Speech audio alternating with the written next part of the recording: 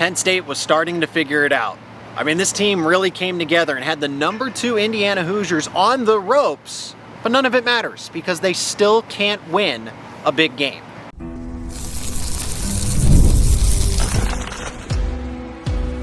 You are Locked On Nittany Lions, your daily podcast on the Penn State Nittany Lions. Part of the Locked On Podcast Network, your team every day. You are Locked On to Penn State football, and thank you so much for checking out another edition of Locked On Nittany Lions, your daily source for all things Penn State sports. My name is Zach Seyko, and I'm your host of the show, credentialed media member for both Penn State football and Penn State wrestling. He is Zane Brancefield, associate producer to the podcast here, as we're going to go through the off-season, what to expect for Penn State football, because there's going to be a lot of turnover with this roster, just the likely expectations that you should have going into next season, and then coaching candidates. Which coach should Penn State want to hire above the rest in terms of realistic options?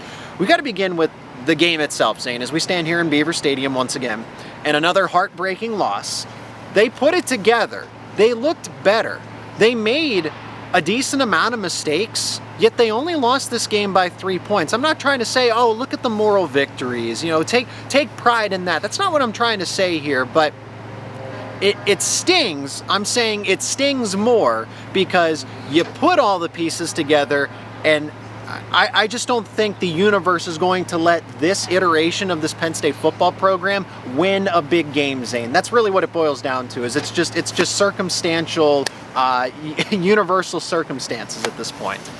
It definitely seemed to look that way, and it's like Terry Smith was saying post game. He's like, these kids do everything we ask them to do, and yet we still didn't win. And it's like, that has to be frustrating as a player on a team, especially for the seniors who have been here and have had to endure problems like this before, where it's like you just can't get over that hump to win that big game, to beat literally zero, like none whatsoever. And at the end of the day, I don't even know what you do about that besides what Penn State has now done with firing James Franklin and looking to move in that new direction, because if it wasn't working, like you said, in this iteration of the team, something has to change in some capacity, whether that's coaching or something else. I mean, mistakes were made, obviously, right? When we look at this game, you had Grunkemeyer with the interception. You had an uncharacteristic Katron Allen fumble, and that's why it's, wow, Penn State was still able to make this a close ball game. They came back, they led, they should have won this game again. Should have, could have, would have. That's why we're having this conversation, but it hurts more. It's insult to injury because this team really did put it together today. Grunkemeyer looked like an actual capable college football quarterback, but look at who he struggled against the first couple of times. A top 10 Iowa defense and the number 1 Ohio State defense, both on the road. Then he comes back to Beaver Stadium, and notice how the passing attack starts to take some shape. The Jim Knowles defense, it's too complicated, it's too complex, the players can't figure it out, and then finally, guys are making plays, they're getting key stops. Fernando Mendoza, a veteran quarterback, is second-guessing himself through his reads. Still not enough at the end of the day, right? It comes down to the big moment of you need to stop the drive. Because you make the big play. King Mack gets that interception, right? That is a result of a finely tuned Jim Knowles defense. Or plays like that where Mendoza's like, I got an open receiver, and then a safety closes in on that. That's the example, and that's what I'm trying to point out is look at the passing game for Penn State's offense and how it took form. Multiple explosive plays. I mean, it was tough to contain Trevor Pena, and then it opened up the ground game with Nicholas Singleton. So, right, the building blocks were there. It was materializing, but that doesn't matter anymore. I'm trying to say is that, this is great, but it doesn't matter because you still couldn't pull off the win. What's the point? You're going to miss a bowl game, right? Or you might make a bowl game. Why does any of it matter when you can't win the game that's actually in front of you, where you actually had the odds in your favor down the stretch? Yeah, I think that's the most frustrating part here. Yeah. Just this game was there for the taking. Like you said, you have that turnover of Katron Allen right before the half that gives Indiana that touchdown. Without that, the game looks a whole lot differently. But even then, they had a chance at the end of the game. They were driving down the field. Whole second half, Ethan Grunkemeyer looked totally different than the first half. He looked great. Honestly, in the second half, he looked great. The Penn State defense was just all over Mendoza, the whole game, hitting him and until the final drive. And Terry Smith's he just keeps getting back up, and that's what makes Mendoza so good. And so the end of the day, then you do have to like tip your cap to the team being like the better team, like resilient. They pushed Indiana through. wasn't better. They were more resilient. Okay, this was a pretty. I mean, that's why it's a 3-point game, because both sides were there was little margin of error. But you make a great point, Zane, about how Mendoza just kept getting back up. I define that as resiliency. I don't know it. Okay, to each their own. Somebody might say, well, that makes them the better team because they won the game at the end of the day. Fine, so be it. I'm not going to argue with you on that. But Indiana to not go away, to not when the lights are at the brightest in those big moments, they rise to the occasion. Penn State, in a way, still folded. But Zane, something else I want to point out in this initial segment is the fact that Penn State just can't get a break. Football is truly a game of inches, but it's been all season long. I mean, It's been years long. Yes, there's that too. But in regard to this season, right?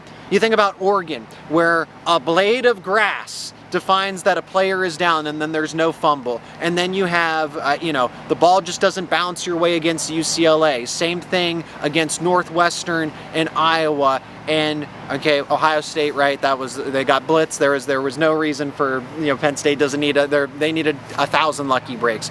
But then Indiana, I think there were 4 instances that I can think of between, the Katron Allen fumble, but also the Ethan Grunkemeyer interception that was bobbled around, juggled. Kyron Hudson had his hands on it, and then eventually it falls into the hands of an Indiana defender. And then not 1, but 2 miracle catches on the final drive, right? Those are lucky breaks.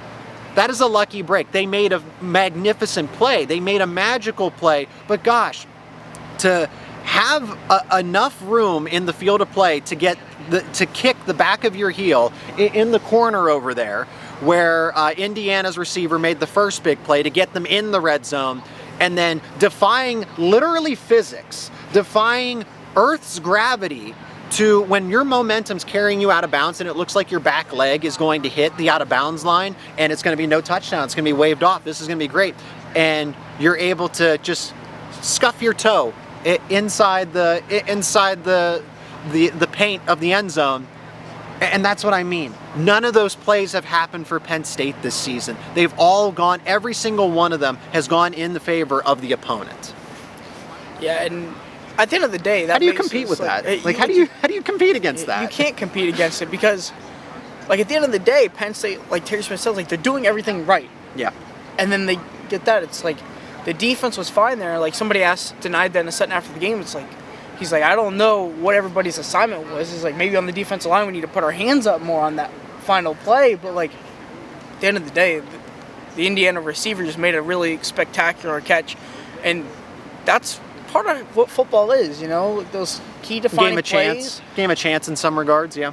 But you need guys who are going to step up, like you said, being resilient, stepping up, being calm in big moments, and making those plays. We haven't really seen that from Penn State at all this year. And at the end of the day, that's how you win games. And Penn State needs to get some more of those guys. Obviously, this year's kind of like a lost cause, but just in general, you need guys that can make big plays in big moments. And you're bringing guys like Kyron Hudson, who hopefully that's his goal, but the reality is we're here and Penn State is struggling to make a bowl game.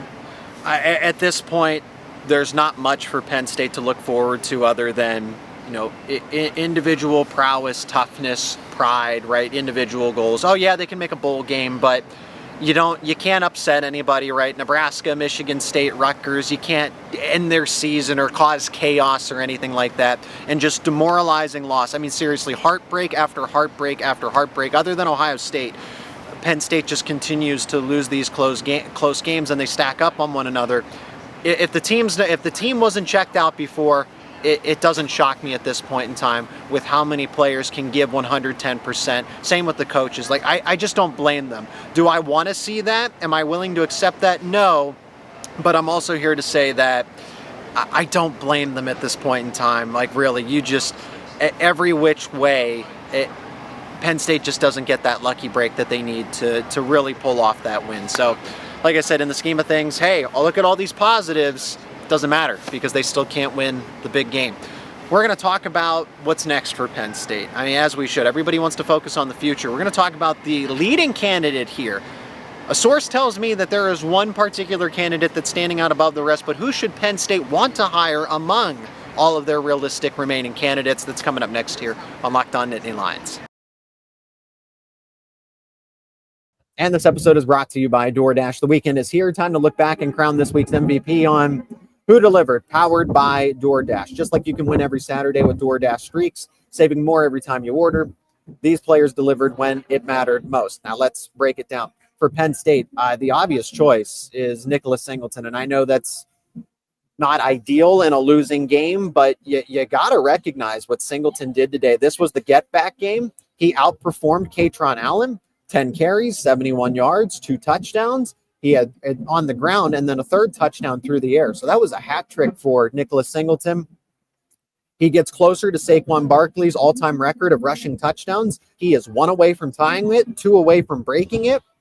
So Nicholas Singleton delivered for Penn State today, and DoorDash delivers your Saturdays. With DoorDash Streaks, you save every time you order. Stack it up all season, and you could save up to $250, including $100 in DoorDash credits.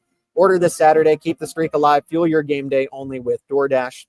Terms apply. Promo period through November 18th. Now let's talk about Penn State's coaching search, as there's one coach that stands out right now, quietly, but Penn State still has a stable of candidates that they can't go wrong with.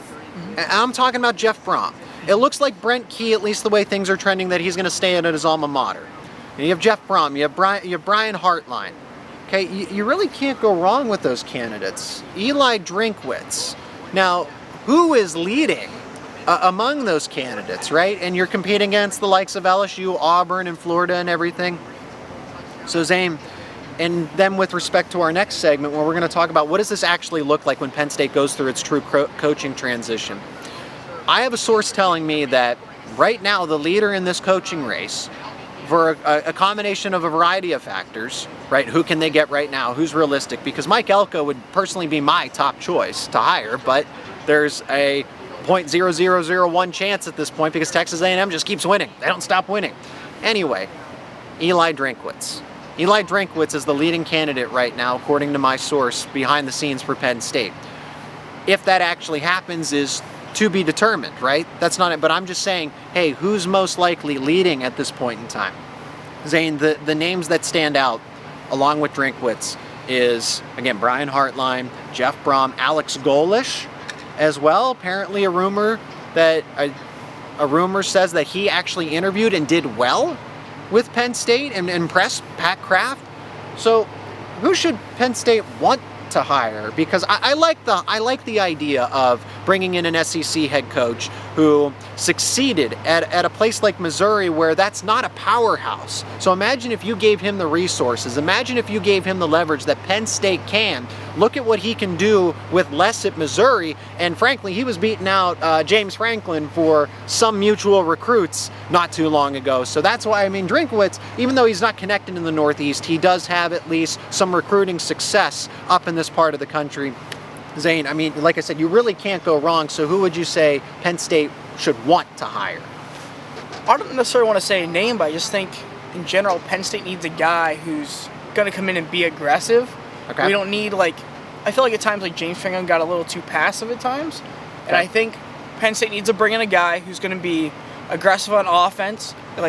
You mentioned, Drinkwitz might not have the greatest recruiting around here, but at the end of the day, ties, connections, right? Because he's had success head-to-head with Penn State. So at the end of the day, you just need to win. Yep.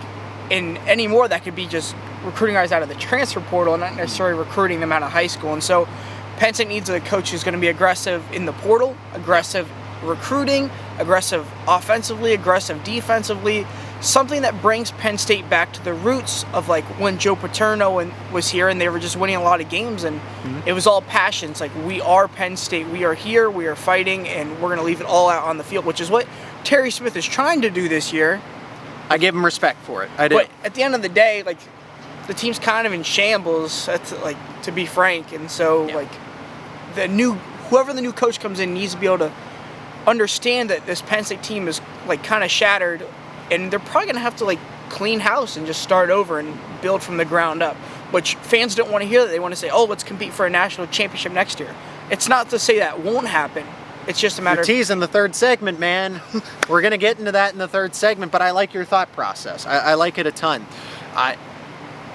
Jeff Brohm, I think, is somebody that Penn State, again, you can't go wrong with Drinkwitz. You can't go wrong. Alex Golesh is interesting because, you know, I see the potential. I see the upside, and that's the thing. It's a lot of speculation, a lot of speculative upside with Brian Hartline and Alex Golesh particularly as well, because I think Golesh is an offensive mastermind. And Zane, I've really just grown tired of the mediocrity on offense of the past, ever since post-COVID season.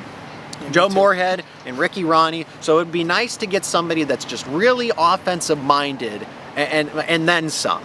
Right? Not just, oh, well, I lean offensively. No, I'm talking about a guy that's willing to put up 50, 60 points, develop quarterbacks, wide receivers, right? The passing game, everything. Alex Golesh checks those boxes, but Zane, what are we calling it these days? Group of 5, group of 6? That's the level that he's managed with South Florida. Okay, but he's also recruiting very well in Florida against the likes of Miami and UCF, right? That's a tough state to recruit in, even though it's full of talent, tons of talented prospects everywhere. You're bound to get somebody, but still Golesh against the superpowers there in Florida is still recruiting very successfully. Doesn't have a lot of connections, of course, up in the Northeast, so that's kind of the reservation there. But if you want to take a chance and say, hey, we believe in potential, it's okay for Penn State to take that risk, honestly, because if it doesn't work out, I don't want Penn State to be in the coaching carousel every 3, 4, or 5 years. That's not what I'm trying to argue, but you can go back on it. I think Penn State fans are maybe worried that you'll get another decade or a little bit longer of that, where it's just we're the same, and we're not raising the bar. We're not shattering expectations. So I can understand that, but that's why you kind of take a swing here on somebody that's going to get you to that national title level. You have to take the risk. You have to take the gamble. Jeff Brohm, I think, tangibly actually checks the most boxes to answer okay, well, I have my preferred candidate. Zane has his preferred candidate. Some people might agree that, hey, Eli Drinkwitz, because of the Bo Prabula, right? Bo Prabula would come home. Maybe even Matt Zollers, another Pennsylvania resident, former 5-star quarterback. But Jeff Brohm has shown, you want to talk about doing more with less. He was 3-1 against top 5 teams at Purdue. He has a more recent victory over Ohio State than Penn State does while he was at Purdue. The guy just knows how to win in big moments. And again, was winning. He was successful at Western Kentucky. He was extremely successful in regard to what was going on at Purdue. And then just defeated number 2 Miami recently, Miami of Florida, over at Louisville as a double-digit underdog. So you want to talk about Penn State going in a different direction? Jeff Brohm's the guy because he literally wins the big games. Penn State could never win the big games. And you saw it today. This classifies as a big game because it's a big opponent. It was the number 2 team in the country. It was a top 5 matchup. And once again, Penn State still could not win for whatever reason. Universal circumstances, actual X's and O's, it doesn't matter. Penn State is winless since 2017 in a big game. Jeff Brohm would instantly solve that. Almost guaranteed. Yeah, and like you said, Jeff Brohm might be able to do that. There's some other guys too, and maybe a guy like Golesh could surprise people. Maybe Drinkwitz. That's the idea. That's why I say, like, whoever Penn State brings in needs to be the guy that pushes that over the hump, because that was the issue, and that's been the issue. And how Penn State does that, and what the steps are, that's for them to figure out. And a lot of things are going to go into that decision. Okay, so now what does the future look like when Penn State actually goes through this coaching transition? Regardless if it's Jeff Brohm, Eli Drinkwitz, hey, Manny Diaz is still, in the mix, is an option because of his connections to Pat Kraft and Penn State. So regardless of who the coach is, the transition is going to be, I'd say, pretty bumpy. And let's temper some expectations of let's give you the appropriate expectations here. That's coming up next on Locked On Nittany Lions. And today's show is brought to you by Supply House. When the opening whistle blows on a new repair, get your crew moving forward with Supply House. Order today and see parts on your doorstep tomorrow. Over 280,000 plumbing, HVAC, and electrical items from the most trusted brands in the business. Their real-time inventory and honest lead times keep you from punting on projects, while their industry-leading customer service always has your blind side covered. Do you need parts for a project? Well, Supply House has next-day delivery. Now talk about a game changer. The part finder tools and 3D schematics can save you hours on jobs where every detail matters. And their Trademaster perks like priority shipping and dedicated support make the whole process smoother. Join the free Trademaster program today and score serious perks like priority shipping, lower prices, and a dedicated support line. Visit supplyhouse.com to sign up for free and use promo code SHCollege5 for 5% off your first order. That is supplyhouse.com, supplyhouse.com, real people, real service. When the coaching search is finalized, somebody is hired, the rumored expectation is that it's going to be at the end of November when the regular season's over. And part of the process is, again, Penn State was going after the likes of Mike Elko. They were going after the likes of Kalen DeBoer. We know that is true. Not saying it's happening and it was going to happen, but why it's so much more difficult to hire those kinds of names is because they're getting ready to go into the postseason. I mean, same thing with Brian Hartline. Why Alex Golesh is appealing, and I know that his team's fighting for a college football playoff berth as well, but Eli Drinkwitz and a Jeff Brohm, they're all kind of they're teetering on that edge of a playoff berth or not. Penn State's got to weigh that too, because do you want to miss out on the transfer portal? Do you want to miss out on trying to salvage the class of 2026 and then, get a head start on 2027 to start building some ground back up? Here's the thing with the portal, though. The portal will taketh, but it will also giveth. It's going to, so that's where we begin with, it's not all doom and gloom. Here, just let me say this. Don't be attached to any one player in this instance. Penn State's roster is going to look completely different. It's going to have a new identity one way or another because all the seniors are moving on. Just about every player is going to enter the transfer portal. At least weigh their options. Because Penn State, if Penn State was hiring Terry Smith and promoting him and just removing the interim tag, different story. But Penn State is truly going to go outside of its Penn State identity and go get a coach that is going to shake things up. And that's the idea, to hit the reset button. So because of the transfer portal, you're going to lose a majority of this roster. I think some players will stick around because whether they're close to home, just an appreciation for Penn State, and because it's still an opportunity to compete at the Big Ten. You don't want to leave. Some Penn State players might not want to leave here because this might be their best opportunity, and I think they recognize that. But also at the same time, whether you get a Drinkwitz, whether you get a Brohm, any of those coaches, you are going to get their team to follow them up to Penn State, not 100%, but I think a good chunk of the roster. So if what my source is telling me ends up being correct, and you get Drinkwitz, you're getting SEC caliber players to come to Penn State with an easy schedule in 2026. So that's kind of the idea, is that you're just going to live by the transfer portal, which is nice to have because then you don't have to drop off and go through a 5-year rebuild guaranteed at a minimum. Yeah, that would definitely be ideal. It's just kind of plug and play, but definitely, like, you bring in a new coach, you got to think like the idea is that they're bringing a new identity to Penn State, and so you need a new faces and new pieces to build that identity. And so there might be some guys in the Penn State locker room that fit that identity, but there also might be some that are totally on the other side, which is fine, but they just don't fit what Penn State's trying to do. So like Zach said, don't get attached to certain players. Like, your favorite player might end up leaving and could be, and it truly could be anybody. Tony Rojas could be, and again, I don't mean to throw out names like that, but just I'm thinking of the superstars. It's like, well, why would they leave Penn State? Why would they not? It's truly a 50-50, and that's why the coaching hire is it's important to get it done sooner rather than later, so you can start having those conversations and get some leverage, because Tony Rojas would be a valuable player here. But what's keeping Rojas, Campbell, A.J. Harris? Some people might say, well, I don't want any of those players to stay at Penn State. They are good ball players, okay? But Cooper Cousins, right? I'm thinking of players that would be strong contributors next season that could end up in the portal if the coach doesn't start recruiting them. And I would like some of those players to be on next year's roster so you literally don't start from zero. And the other thing, too, is you got to get new coaches, too, because there's a very good chance that a new coach comes in and they're cleaning house because they want their buddies, they want their assets and their people to come in and help coach with them because they either know them or they trust them in some capacity. Yeah. And so, like, Terry Smith might not be at Penn State. Poindexter might not be at Penn State.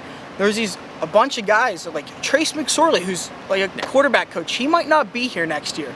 And that's the reality of it. And Penn State needs to get that jump on it. And so why hiring a guy like Kalen DeBoer might look nice, that puts you back because you're going to miss that winter transfer portal window, or at least a lot of time in recruitment, that otherwise you're going to be stuck with just the spring. And that's not a lot of time to convince a player to come here and then quickly come and start in the summer. And so if Penn State wants to compete now, they need a guy that, like Drinkwitz, if he doesn't make the playoffs, to come in.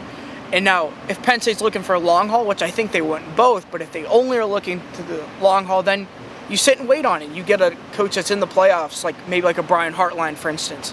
Yep. And so Penn State's playing all these different cards. It's not black and white. It's like you don't get impatient because Penn State didn't hire a coach tomorrow. Yeah.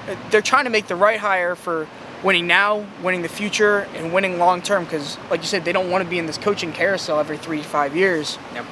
They want a guy who's going to come to Penn State and build it the way like Indiana is looking at Kurt Signetti. That's the way Penn State wants to find their coach, who's going to rebuild the program from the ground up, gut it, rebuild it, create a new identity for Penn State football. It's okay for Penn State to hit the reset button and start over. And with what we saw today, that's kind of just more evidence of it, that it's still James Franklin's program because there's elements, right? These are all the players he recruited. This is the coaching staff that he built. And I'm just saying that if you want more of this, then Penn State's doing the wrong thing by trying to go and target an outside coach. I'm okay with the reset at this point. I'm okay with whether it's an Eli Drinkwitz, Jeff Brohm, something to create it. And that's why Jeff Brohm is so appealing, because he literally wins the big games. Or going with an offensive-minded coach just for the sake of it, because Alex Golesh, again, I'm tired of mediocre offenses where it's painful to watch a Big Ten offense try to materialize. 2024 was nice in some respects, even though it was an uphill battle at times, but it was refreshing, but it was a one-off. It immediately regressed for this season. So that is what would happen, is that this entire roster would most likely enter the portal, probably 99% of it, unless Penn State gets the right hire, and then they're able to have those conversations and retain the roster. But again, if you go get, whether you get Brohm, whether you get anybody, if you get a current sitting head coach at another program, they will bring their players with them. And it's not, again, this isn't meant to be a bad situation. I'm not trying to frame this as a bad situation. I'm trying to say that Penn State, just what to expect, because it might end up being all for good. Mm-hmm. Penn State's still an appealing place. There are a lot of other players that are going to enter the portal, and Penn State's going to be a top destination because you can come in and compete for starting reps right away. You can be a key rotational player if it didn't work out at your previous school. So that's kind of the nice thing about Penn State, is it's the newness of it, the what if. So you get some players, let's say if it's Drinkwitz from Missouri, you get some Mizzou players, but you also get other quality football players because Penn State's Penn State. Penn State is in the Big Ten. It's a destination school. It's a thank you, Zane. Thank you. That is very well said, very well summarized. It's a destination school where players are going to be like, I want to play at Penn State because I'm going to be against the best competition and play against some of the best, and play alongside some of the best players in the country and along with some of the best coaches in the country. So that's the idea. It's not meant to say that, oh, Penn State's roster is going to be gutted. No, it's just going to look a lot different. But it actually, who knows, because of what the transfer portal is, it might even be, crazy to think, better. I'm not guaranteeing it, but I'm saying it could be better because you don't know who's going to go in the portal. You don't know which players are going to fit in with whatever coach's system. It's a lot of what if, but there still is that possibility that the transfer portal could actually help Penn State significantly, and that's why it's not just, oh, this is terrible, they're not going to be good right away, it's going to take some years.